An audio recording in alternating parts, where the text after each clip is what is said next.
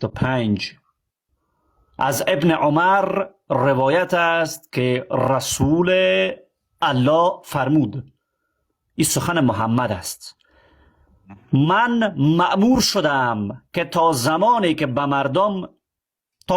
با مردم به نبرد بپردازم که گواهی دهند، یعنی عدم خواندن کلمه باعث می شده که زن دیگران را پیامبر بگیره.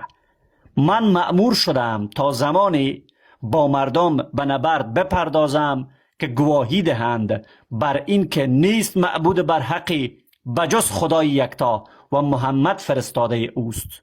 چرا جنگ میکرده؟ به خاطر که مردم کلمه نمیخواندن و نماز برپا دارند. چرا جنگ میکرده؟ چون مردم نماز نمیخواندن. و زکات بدهند. چرا جنگ میکرده و مردم زکات نمیدادند؟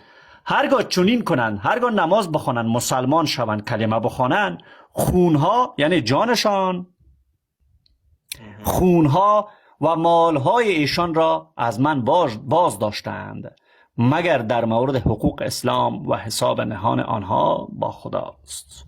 یگانه علتی که پیامبر دیگران را وادار میکرد که میگفت یا بیاین کلمه بخوانین، شهادتین بخوانین و با ما بیعت کنین که من از جانب خدا آمدم، یا این که چیکار میکنم؟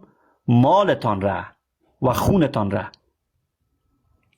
میگیرم، جانتان را میگیرم. حالا دیدی که چرا مسلمانان عزیز من چی میکردن؟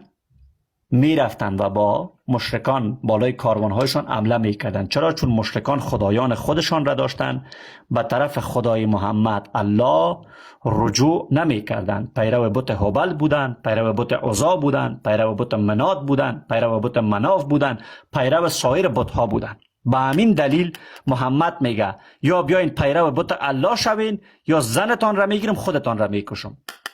صحیح بخاری پیامش همین از جان تل. بله، اما